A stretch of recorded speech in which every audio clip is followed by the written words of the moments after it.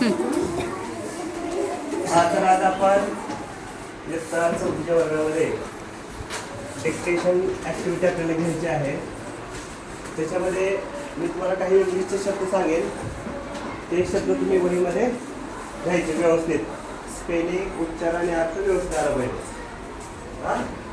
Properly त्या पद्धतीने शब्द द्यायचे. पहिला शब्द आहे सायलेन्स.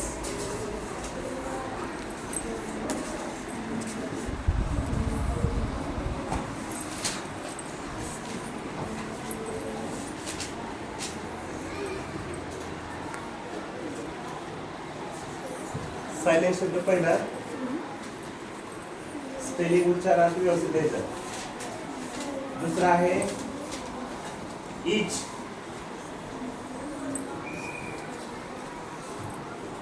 दुसरा शब्द द्यायचा आहे इच.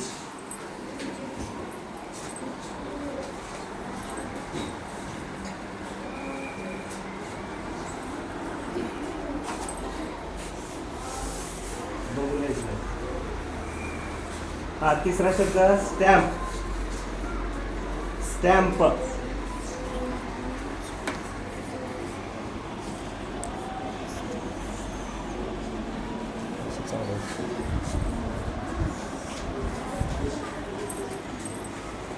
स्टॅम्प शब्द लिहिला.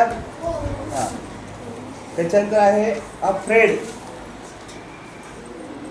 अफ्रेड.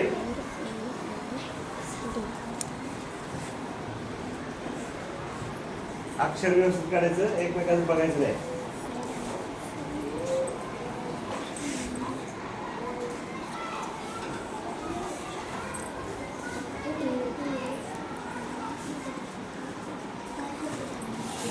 पाचवा शब्द चीट. चीट. चीट. काय पहिला शब्द चीट.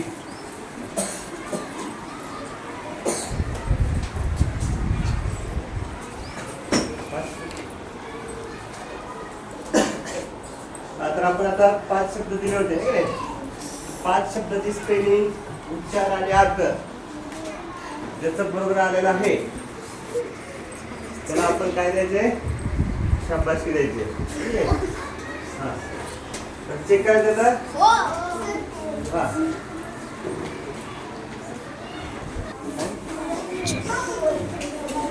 हा खाली बस सगळेजण. आणि ज्या विद्यार्थ्याने 5 पैकी 5 शब्द बरोबर आलेले आहेत त्या विद्यार्थ्यांनी उभं राहायचं.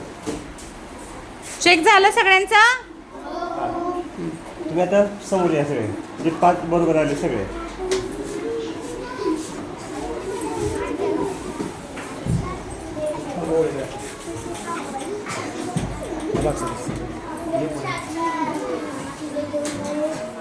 हा तर आपण चौथीच्या वर्गामध्ये डिक्टेशन ऍक्टिव्हिटी घेतली होती.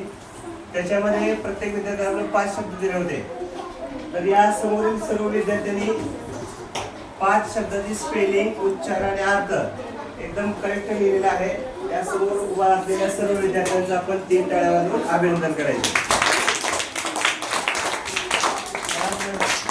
असं करा जिंकतो. यस असं असं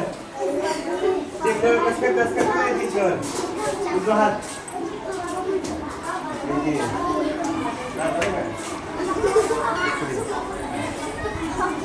टाळ्या वाजवा.